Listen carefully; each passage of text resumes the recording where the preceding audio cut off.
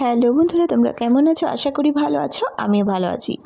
আজ সকাল সকাল চলে এলাম আবার একটা নতুন ব্লগ নিয়ে। সকাল ঠিক নয়, এখন বেজে গেছে প্রায় 12টা। তো আজকে দেরি করেই সব কিছু করব। তো এখন এই 12টার সময় বসিয়ে দিয়েছি একটু ভাতটা হচ্ছে প্রেসারে বসিয়েছি। তো এই দেখো কী কী দিয়ে ভাতটা করছি। ফুলকপি বড় বড় করে কেটে নিয়েছি, আলুও কেটে নিয়েছি বড় বড় করেই, আর কাঁচা লঙ্কাগুলো চিড়ে দিয়ে দিয়েছি, লাল সবুজ কাঁচা লঙ্কা মিলিয়ে, আর টমেটোটা মাঝখান থেকে ফেলে দিয়েছি, বাকি গোটা থাকবে। আর এখানে আলু চচ্চড়ি কেটে নিয়েছি, আলু চচ্চড়ি নয়, এটা পোস্তই বানাবো। একটু ছোট ছোট করে আলু চচ্চড়ির মতন কেটে নিয়েছি। তো এখানে আলু পোস্ত হবে, আর যে ভাতটা দেখালাম ওইটা হবে। ওই ভাতটা জানো তো, সব সবজি দিয়ে শীতকালে খুব ভাল লাগে, এত সুন্দর লাগে গরম গরম ভাতটা ঘি দিয়ে। তো ওটাই খাবো।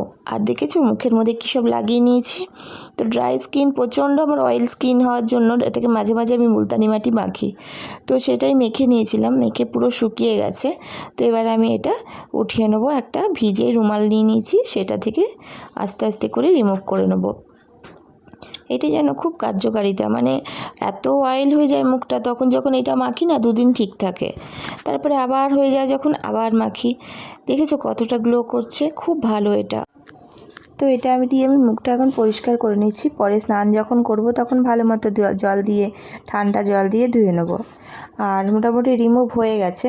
আর ওদিকে আমি ভাতটা সিটি দিতে বসিয়ে দিয়েছি, ওটাই প্রেসারে হচ্ছে এই কারণেই যে ওটা পুরো গলা ভাত হবে, তো সেই কারণে ভাতটা হয়ে যায়। তো ভাত আমার রেডি, দেখো আমি স্নান টান করে এসে গেছি, এসে ভাতটা নামিয়েছি। এই দেখো ফুলকপিগুলো কত সুন্দর গোল গোল রয়েছে, এখনও গোটা গোটা। তো আমি একবার ভাতটা বেড়ে নিচ্ছি, দেখো দারুণ লাগছে, ধোঁয়া ওঠা গরম ভাত, তার সাথে আলু পোস্ত ঝালঝাল করে, আর হচ্ছে পাঁপড় ভাজা গরম গরম, ওপর দিয়ে একটু ছড়িয়ে দিচ্ছি ঘি। তো ঘিয়ের স্মেল দেওয়ার পর তো আর কোনো কথাই নেই, খুব সুন্দর হয়েছিল জানো তো বন্ধুরা। তো শীতের দিনে বেশি কিছু সবজি রান্না না করে এরকম ভাত করো কিছু কিছু সবজি দিয়ে, দারুণ টেস্টি আর দারুণ লাগবে খেতে। তোমরা খেয়ে দেখো, আশা করি ভালোই লাগবে। তো চলো আজকের মতন এটুকুই। তো তোমরাও ভালো থেকো, সাবধানে থেকো, আমিও ভালো থাকার চেষ্টা করবো। টাটা।